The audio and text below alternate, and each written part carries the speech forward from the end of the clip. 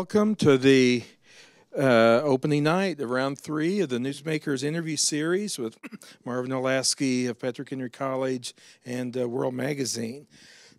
So, you know Dr. Olasky, he's the inaugural holder of the college's Distinguished Chair in Journalism and Public Policy, and is serving our college in a number of capacities as a professor of journalism, the director of our very fruitful internship program with World Magazine. I'm really excited tonight to have Laura Waters Hinson here. We're part of her nationwide screening tour for the award-winning documentary As We Forgive. Laura is a filmmaker and photographer based here in Washington, D.C. She's the founder of Image Bearer Pictures and recently launched the Living Bricks campaign, which is a multimedia viewer project to support reconciliation efforts in Rwanda, which is the movement upon which her movie is based. She received a Master of Fine Arts degree in filmmaking from American University, and has worked in the past as the Director of Creative Arts at an Anglican church, as a development coordinator for the Discovery Health Channel, and as a research assistant for MSNBC host Chris Matthews.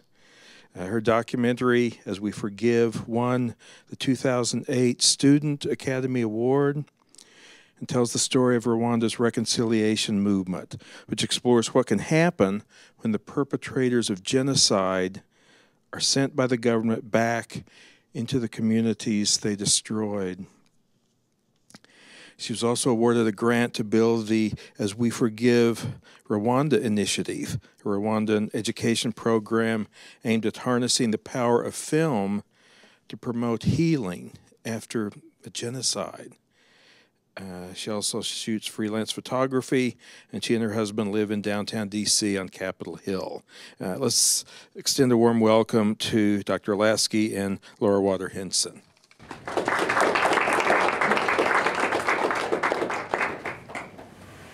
Well, thank you, Ed.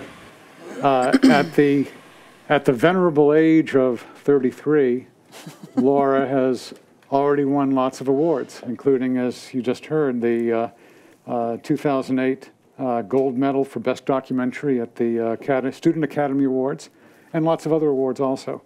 And she was director, producer, editor, co-cinematographer of that film, a film that won all these awards, but it was done at a cost of, what, $25,000, something like that? Something like that. Mm-hmm. So a lot of accomplishment, but I want to take you back at this point and take Laura back to where it all began, in the Florida Panhandle. Yes. And tell us about the first movie you made. I don't know how proud I am of my first film. I was in the 5th grade, I think, and it was a horror movie that my friends on the cul-de-sac where I lived, we banded together and we made all I remember was a movie about a woman who got stabbed in a shower, and we were very keen on making sure that the ketchup ran red down the drain. And yeah, we had different special effects, and that was the beginning. It was auspicious. And yes. Bodies falling out of windows. Yes. We did have some fake bodies falling out of windows, and yeah, all kinds of tricks. And won the 5th grade Academy Award. Exactly, yeah. So, yeah. Costumes from thrift shops and so forth. You had various, so you had a costume. I did. I had a very large closet upstairs in our house that was dedicated to dress-up clothing. Okay. And culled from many thrift shops, local thrift shops, as well as both of my grandmothers. Okay. I owned probably half of their wardrobe from the 60s and 70s, and I could outfit, 20 or 30 people at a time, and we could put on plays and put on movies, and it was a lot of fun growing up. So. And your parents actually were forgiving and helpful in all this. They loved it, because it meant everybody would come to our house and play, and we would stay out of trouble that way. Right. So. Okay. Okay. And trouble at Fort Walton Beach. Fort Walton Beach High School, yes, was my alma mater. And you were 3 times student body president? I was. Mm-hmm. And what kind of electioneering did you do? Oh, it wasn't that rigorous. Okay. Once you won the first time, that one I really had to work hard because I had to beat one of my friends who was a football player. And, we did a lot of campaigning and buttons and signs all around, and I think probably gave some speeches. But once you won, then it wasn't too hard to win You're the the other incumbent, and so people vote for experience at that point? Right. Okay. I don't know that I made many key policy changes to my high school, but it was a lot of fun at the time. Okay, and then on to Furman University. Exactly. And majoring in political science and communication? Yes, I double majored. major? Okay, and what did you want to do at that point? Oh, I really didn't know. I knew that I loved being creative, but I thought that wasn't practical.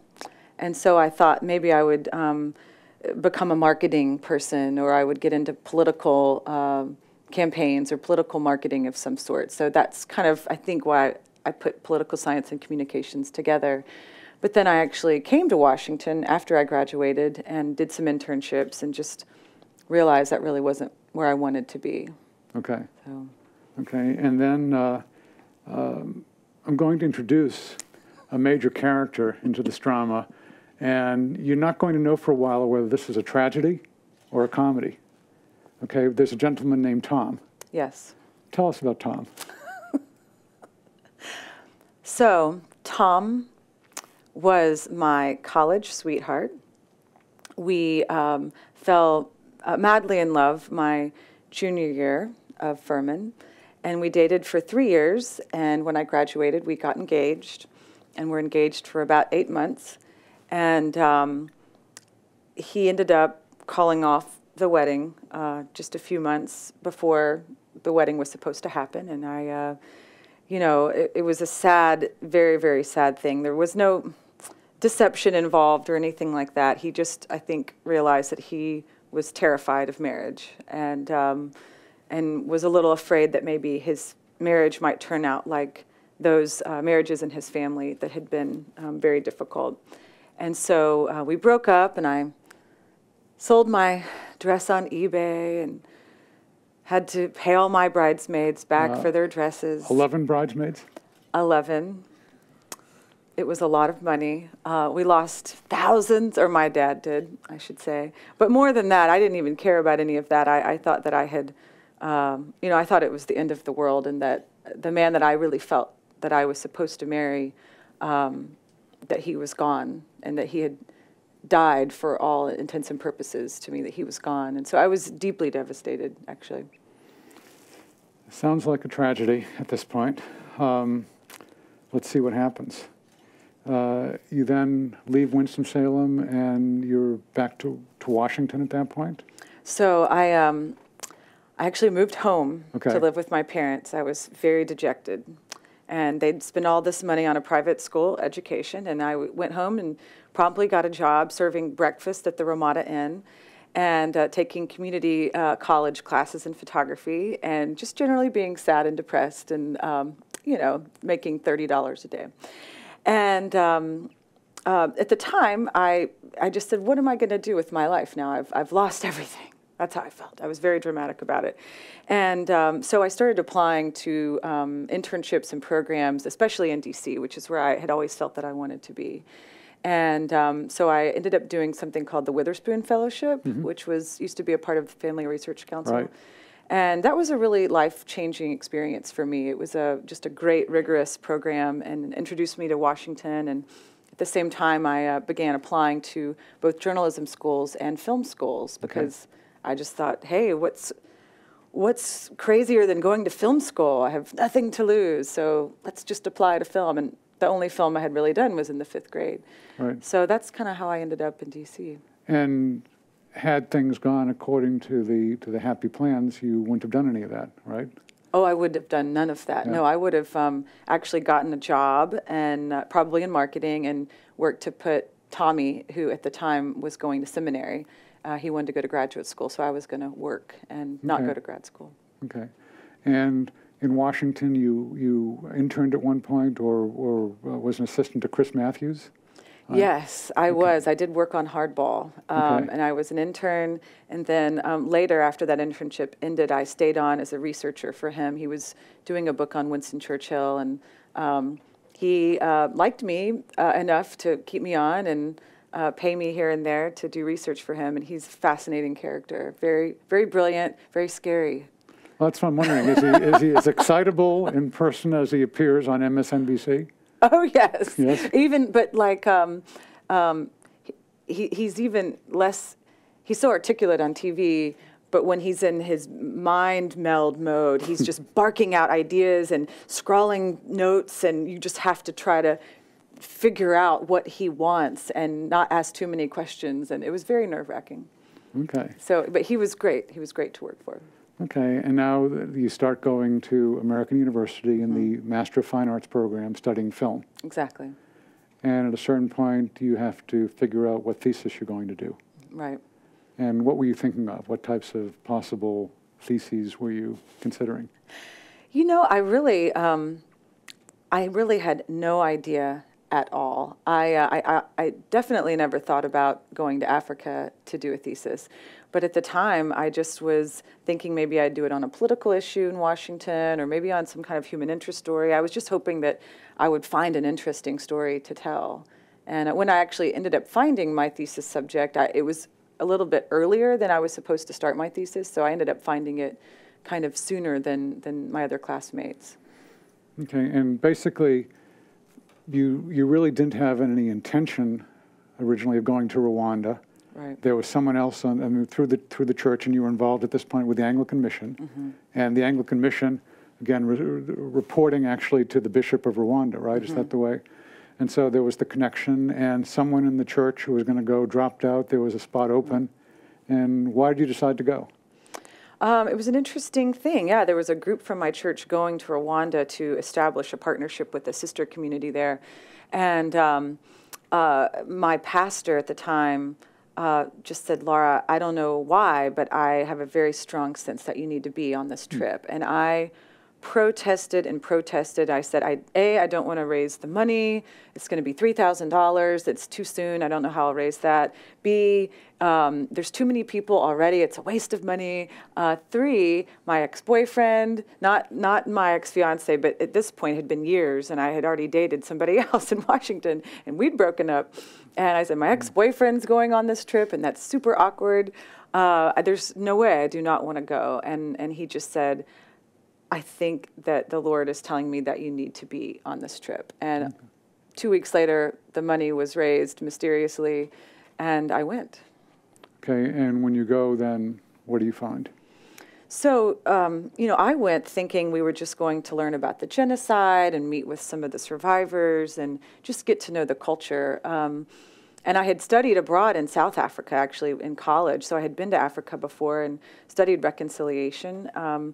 But the thing that struck me and that I had not heard anything about in the U.S. was that the Rwandan government was beginning to release genocide perpetrators starting in 2003. The genocide happened in 1994, and there was such a huge backlog of court cases and so many thousands of prisoners who were not getting trials that the government said, okay, if you are a low-level criminal, meaning you were just a follower of somebody who told you to kill, not a mastermind of the genocide.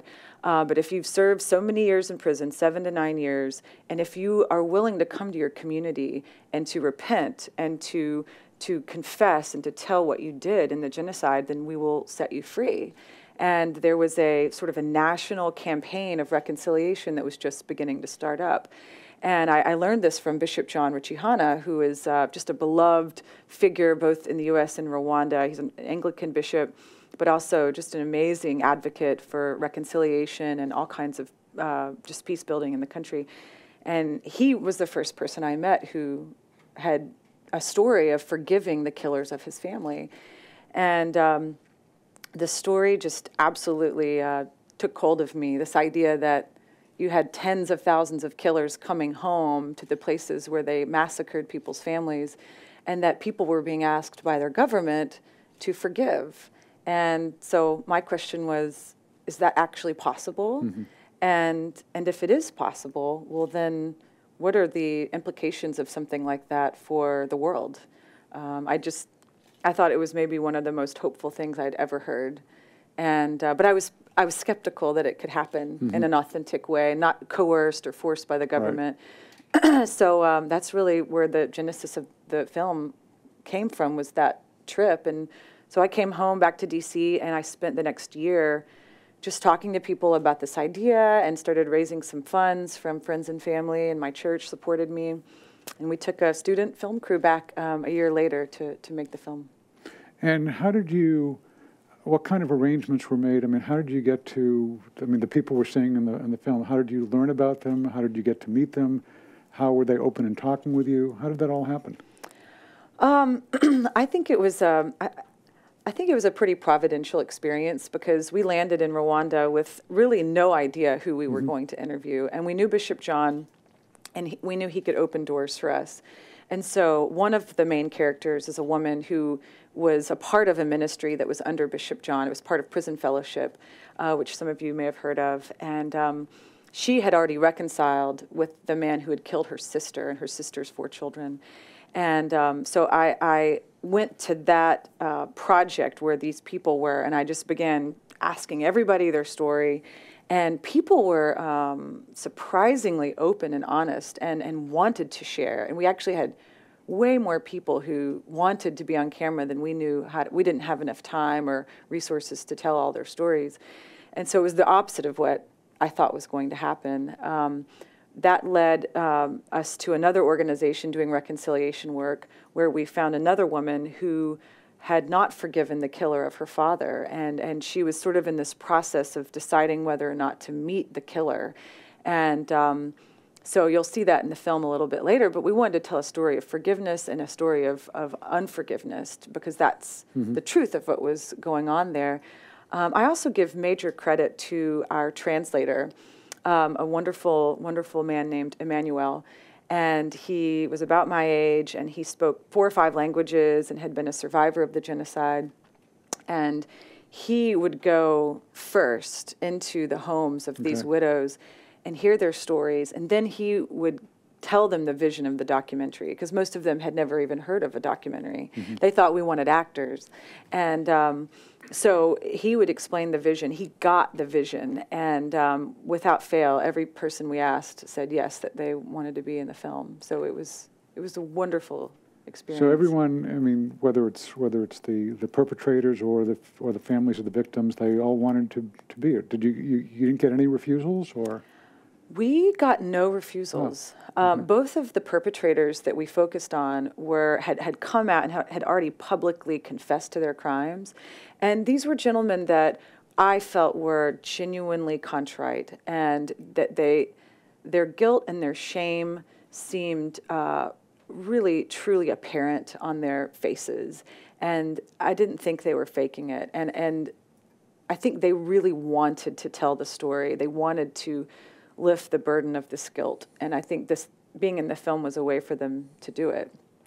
So you're initially skeptical, and then you're going through these interviews, and something like, what, 57 hours of film you did? And what effect does that have on you? I mean, it's obviously, I guess, they're changing your skepticism. I think ultimately the experience was incredibly humbling and also hopeful for me, even though it was one of the hardest things I've ever gone through, to listen and in the editing process, to listen again and again and again to the stories of the massacres and the death and the tragedy and despair and the poverty too. But at the same time, to hear on the other end the way that the stories turn out, the way that the women were over time able to forgive. And I think that the women in particular have, humbled me. I think I thought that I was a good Christian. I thought that I understood God. And when I got to Rwanda, and when I came back and really started meditating on the idea of radical forgiveness on earth, I just realized that my view of God was very small. And my view of what was possible was very small, and I think they really helped me to expand that and to to search it out in my own heart. Could I forgive? You know, could I do the same thing? So you thought you were a good Christian. What was your understanding of the gospel before you went through this experience? I mean, I think I had a basic idea of you know, Jesus being the Son of God, dying for the sins of the world and atoning for those sins and reconciling us to God through his death. I think I understood it on an intellectual level, and my faith had often been an intellectual pursuit, and one that I have kind of long fought for. It's never been an easy thing. I wouldn't say that I just was gifted with faith at a young age. I think it was something that I read lots of books and asked lots of hard questions and always was like crying out to God to reveal himself to me more and more. And I think that he did that ultimately in this trip to Rwanda. I think that it, I mean, I will say, and I don't mean to sound dramatic, that ever since this experience, I have not doubted the reality of God since that moment, since that experience in Rwanda. I've not doubted the reality of the gospel from that point on. And I would say up until that point, doubt would creep in and out all the time in my faith walk. And I would say since then, it's just, not that I've always been super strong since then, but it removed the moments of, oh, is it really real? I don't have those moments anymore. I've been fully convinced in an absolute way. Because humanly speaking, what you saw could not have happened apart from God, or? Yeah, I think that I saw a picture on earth of just a foretaste of what will happen one day when all things are made right and all things are fully reconciled, when the world is made new. And I think I saw just a taste of that, a sliver of that, a glimmer of that in Rwanda. And the thing I love about Rwanda is just, it's such a, you know, the Bible loves to take the smallest, least likely characters and make them the example to the world. And I see that happening with Rwanda, the place where, you know, 1 in 8 people were slaughtered at the hands of their neighbors. And here, not even a decade later, hardly, people were beginning to forgive and to reconcile and to live together again. It's such a model and example for the world. So I don't know, I'm rambling on, but it just... You're back then in 2006, you have all these hours of film, you're in the middle of editing this, and then, if you remember that character Tom, he comes back into your life. He does, yes. It sounds silly, but while I was shooting the film, I did keep wondering, okay, God, if this is the story that you're giving me to tell the world about radical forgiveness, how is this going to play out in my life? And of course, I worried that something horrific was going to happen, like my mom would be killed or something, you know, that I would have to forgive. And God was much more merciful on me. And about 2 weeks or 4 weeks, just soon after getting back from shooting the film, Tom, my ex-fiance, called, and out of the blue, we had not talked in probably 2 years, and just asked if I was married, and I said no, and he said, well, I just want you to know I still love you, and that I really would love to come visit you. And he did. But not immediately, right? Or... It was probably a month after that okay. He came to visit. Okay. And he told me at that visit that he wanted to marry me again, or wanted to marry me, right. For sure. And just that to let him know when I was ready, because then he would propose. But he wanted to give me space to think about it. And so about 6 months later, I gave him the okay. And he did, and then we got married about 3 months after that. Okay, and there was a second engagement ring, or at one point you were wearing 2 engagement rings. I did. I gave him back the original engagement ring when we broke our engagement. An honorable thing to do rather than selling it on eBay. Yes. I gave it back. I didn't want it, and he kept it. But then when we got engaged the second time, I said, well, I don't really want that first one. It has too many bad memories. But then he gave it to me anyway after he got me a new ring. He said, well, you can have it. We can save it for our, son or something. And so for about a year, I wore both. I wore one on each hand, and I could tell the story of reconciliation that way. But he thought it looked goofy, and so I stopped wearing it now. Okay.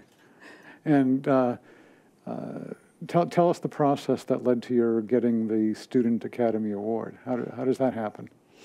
Yeah, that was one of the most exciting things that happened for sure.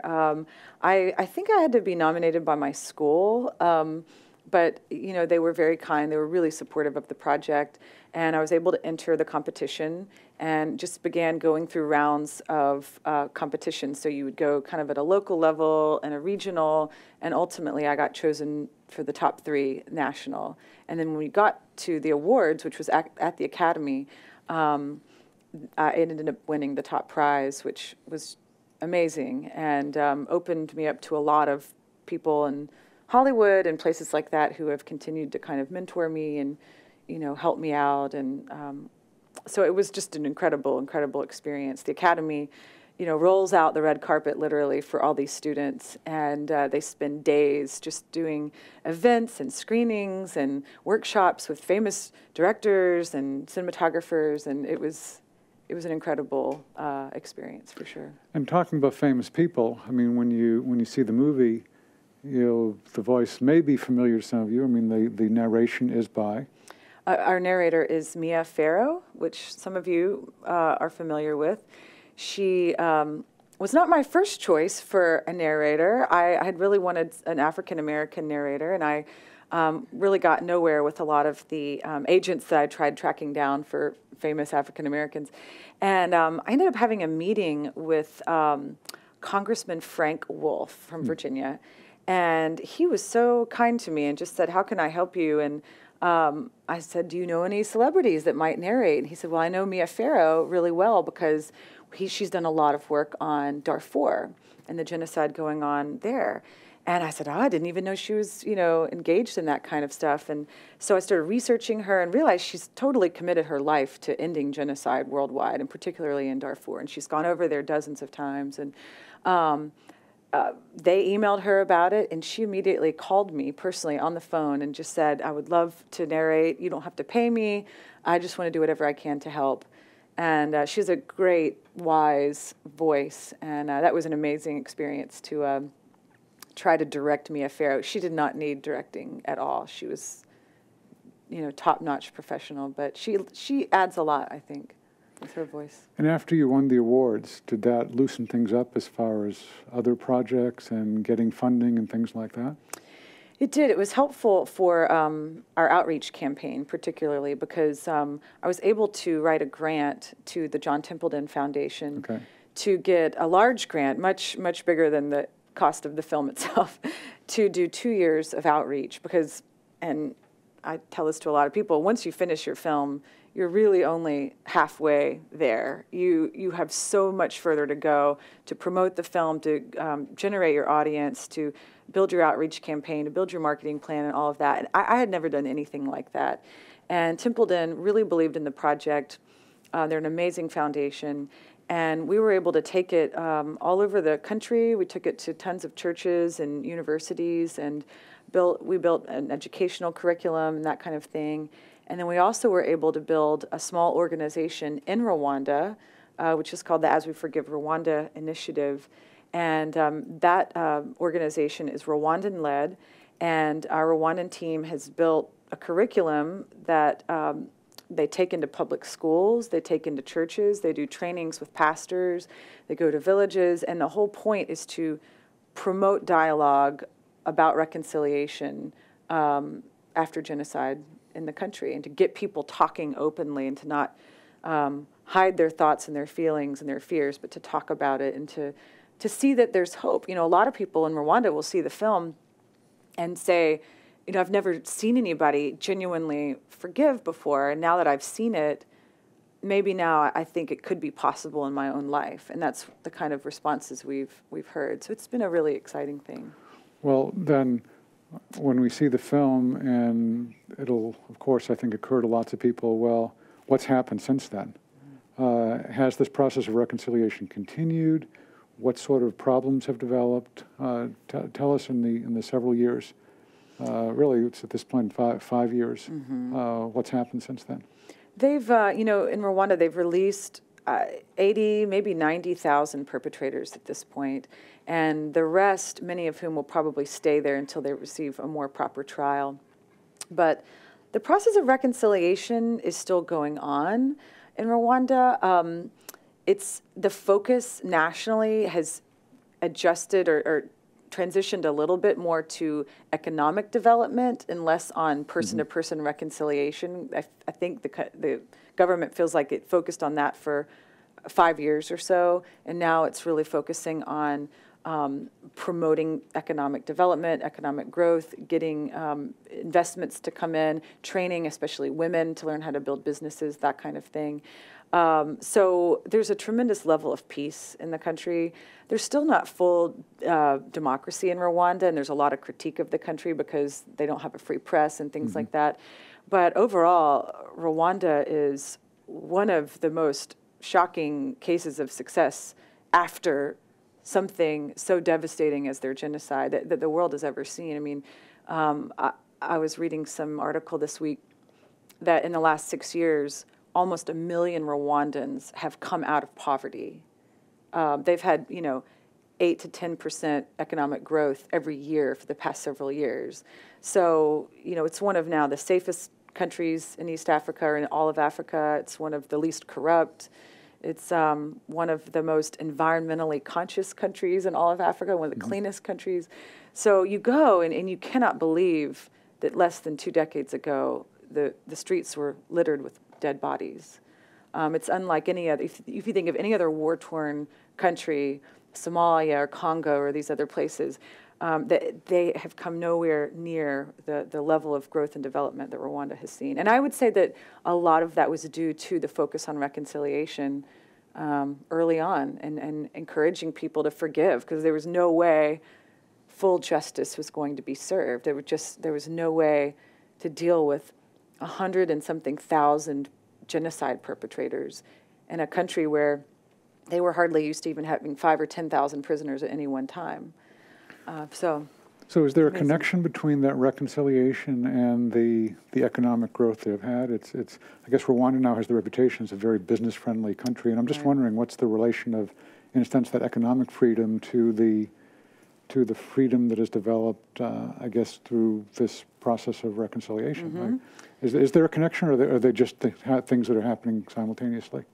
I think there's absolutely a connection. I think it's hard to quantify, but I think when you have people who once hated each other and wanted to kill each other and would never work in business together, and now they're reconciling, living together again, you have a ground, you have a foundation that's safe enough upon which to bring in investment and to encourage people to work together and work in these companies together and whatnot. I mean, I don't think that you could have the kind of economic potential that Rwanda is demonstrating without that bedrock of reconciliation. I don't think it's possible. I don't know that I've seen, PhD dissertations done on that topic, but I know that it's just a major factor contributing to the growth and development. I mean, we have a lot of discussion in the United States about the animosities, in a sense, between labor and capital, workers and management, and so forth. And I suppose if there can be reconciliation on something that is much harder than anything economic, where people have killed members of your family and so forth, then that stuff, I guess, appears relatively easy. Right, right. So that's interesting. I'm going to open it up for questions from you all in just a moment, but let me just ask about your new project. Sure. And your new film, which tell us about that. Sure. So actually, that was a great kind of intro into this. In my trips back to Rwanda, this very connection between reconciliation and economic development has become so apparent. And I got really inspired by the women that I have been meeting on my trips who are, for the first time, now they're have, the right to own land. This is something that happened after the genocide. They have the right to open a bank account. All of these rights that they were given after the genocide has really led to women getting involved in the economy, which before that they really weren't, or they were part of maybe the informal economy. And so anyway, I wrote another grant. I've gotten good at grant writing. I wrote another grant in 2010 to do another film on the very connection between reconciliation and women who are also mothers who are working to build businesses in the wake of their stories of genocide, people who've overcome enormous obstacles to be kind of leaders of entrepreneurship in their communities. So it's a new film. It's called Mama Rwanda, and it's about two women, one who is a village mom. She's one of 3 wives. She's very, very poor, and she is starting a association of reconciled perpetrators and survivors, and she's teaching them how to save 30 cents a week, to save their money collectively into a joint bank account, and they are saving up to get a loan to buy a piece of land where they will farm together and build an agricultural cooperative and to try to pull themselves out of poverty that way. And she is contrasted with a city mom who is a widow and has become an up-and-coming rising star of entrepreneurship in the country. And her story is very much about work-life balance in the life of an East African widow, something that I don't think our culture, we don't think about, working mothers in Africa. And I'm a working mother, and it's something that's really near to my heart. And so it's a real intimate portrait of these two women's lives. How did they do it all? Now that they have economic equality and all of these rights that they've been given, and they really largely support themselves without their husbands, how did they do it all? How did they be mothers and also contribute to this amazing economic development of their country? So that is in post-production right now. Post-production, so it'll be out in 2013, basically? That is the hope, That's yes. the hope. Yes. Well, and that is the hope because, I mean, you're a working mother. How do you do it all? Very poorly. I don't do it that well, but I try. And, I work part-time. I get a little bit of babysitting each week. I work during nap time. I work at night. My husband's very supportive. He lets me work on his day off. And so we make it work somehow. But it's a topic near and dear to my heart. It's hard to figure it out, but I love what I do, and I think it makes me a better mom, too. So. Okay. Questions? Anyone?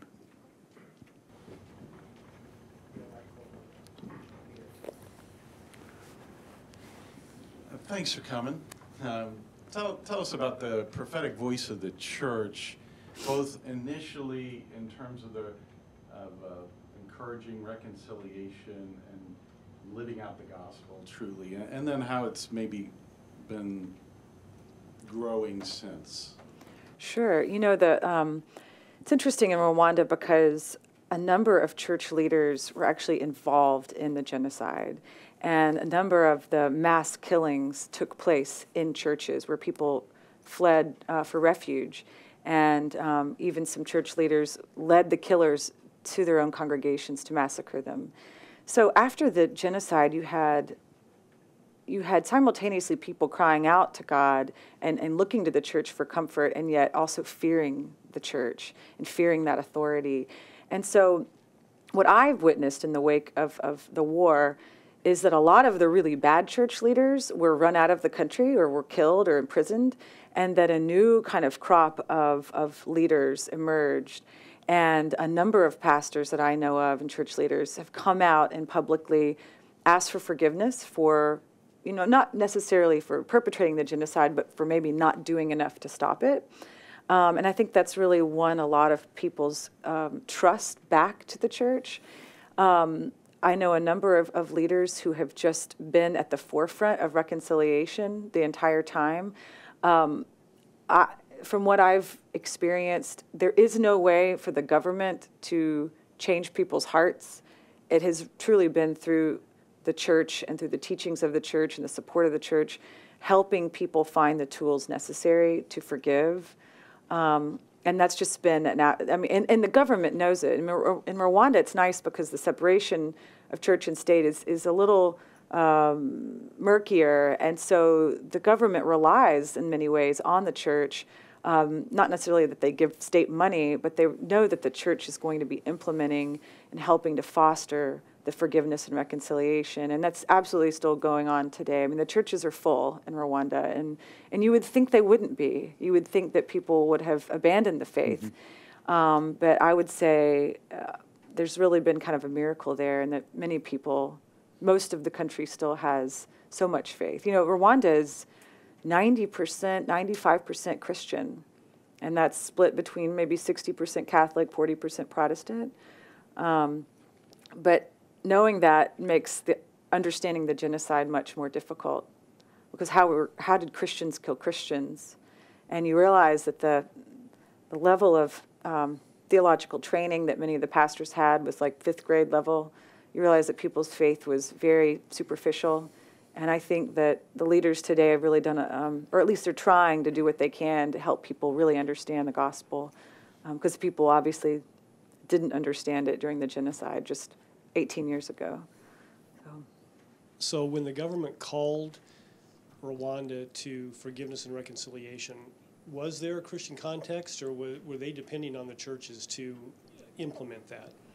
I think they were depending on the churches to implement that, but the main kind of government vehicle for reconciliation was in lieu of putting all of these perpetrators through a formal court process, they kind of resurrected an old traditional model of justice called the gacaca court system, where people in a community would gather underneath a tree and they would settle their differences in a community court.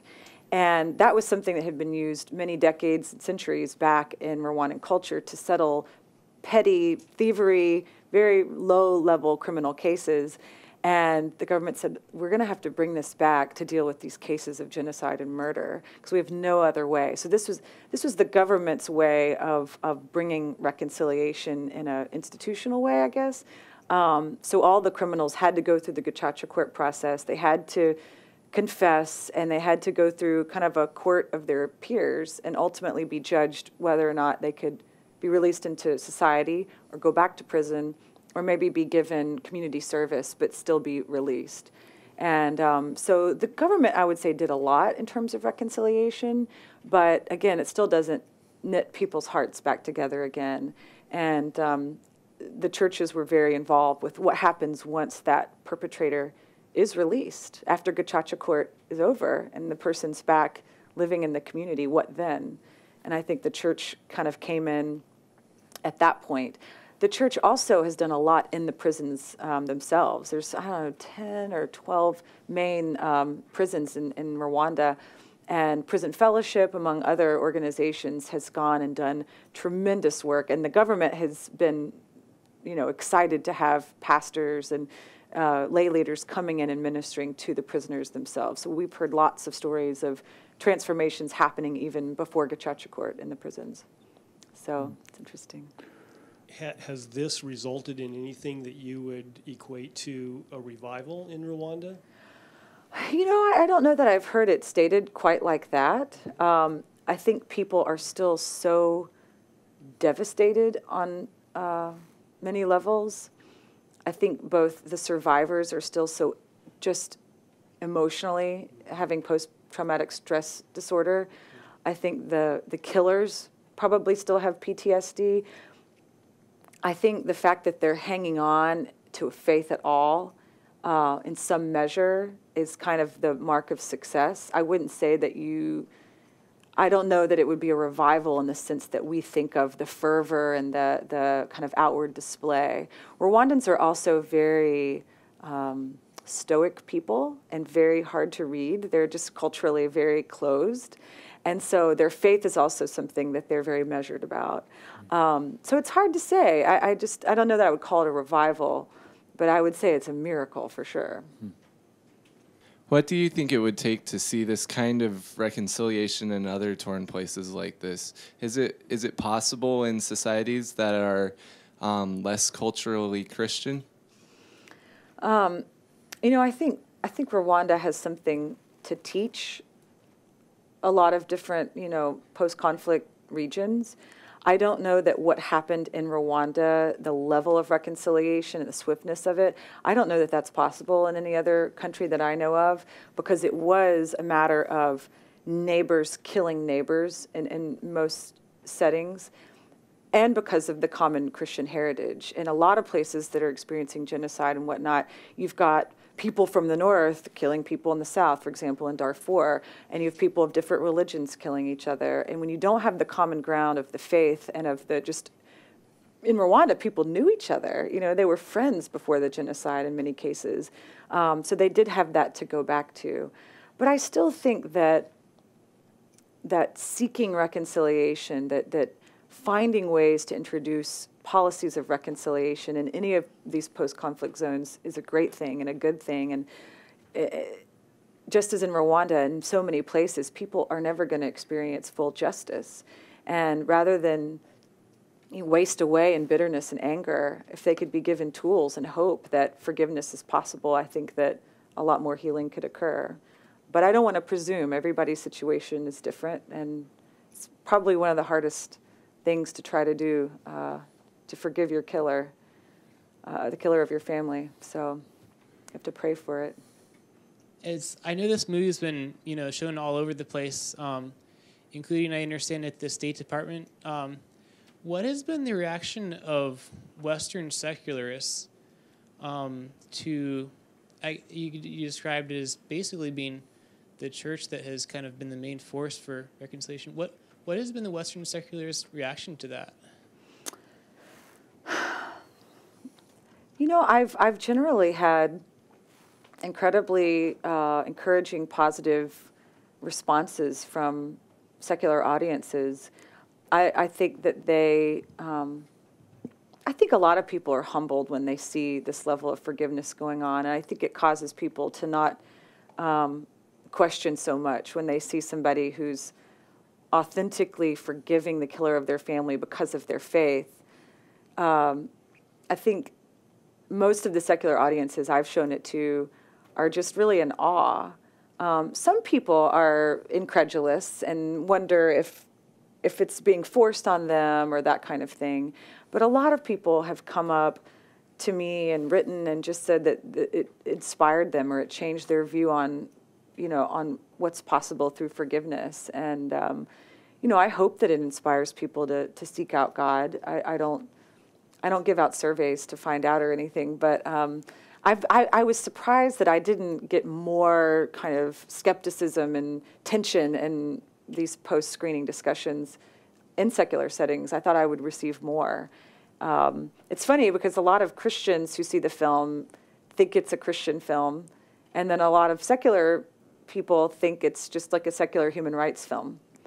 And I remember one day I got a call, from like some Christian film festival asking for me to submit the film, and I also got a call from Amnesty International asking to submit the film to their festival, and I thought, that's perfect. That's exactly what I hoped for. You know, I wanted this to be a film that could inspire dialogue between believers and non-believers, and I didn't want it to preach and beat people over the head with these ideas. I wanted the stories to speak for themselves, and I wanted it to be honest and true, and it's not a perfect portrait. You know, the film acknowledges that the church played a role in the genocide and acknowledges that forgiveness is nearly impossible on a human level.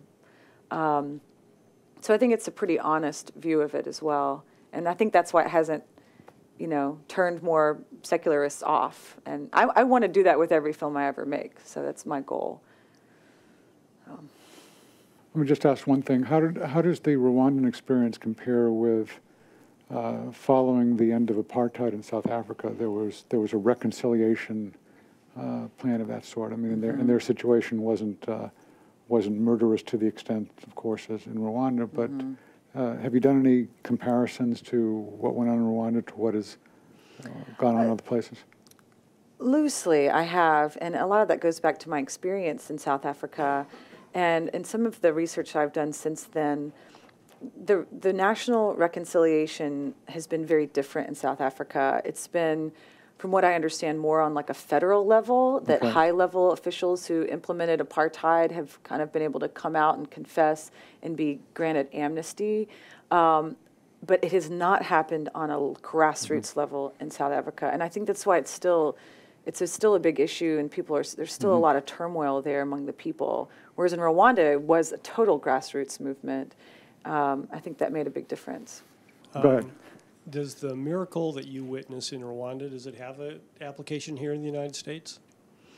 Oh, absolutely. I mean, very simply, I think that if it's possible for people to forgive after genocide, then it's possible for us to forgive so many of the lesser crimes that are committed against us. I mean, trust me, it hits me every day when I get angry or resentful or about any number of trite, trivial things in my life. I remember, Laura, you have been shown such an example of what's possible and what we're called to do through forgiveness. And so it keeps me humble, because I find that it's very hard to practice on even the smallest levels. But I think that's the story. That's the example that Rwanda sets for the world, that if it's possible in this scenario, it's really possible anywhere in any way. But what if you're driving and someone cuts you off? Then you don't forgive those people. Yeah.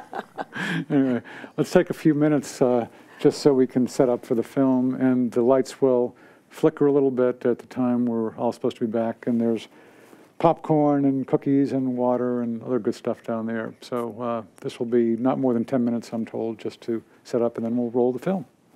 Thank you very much.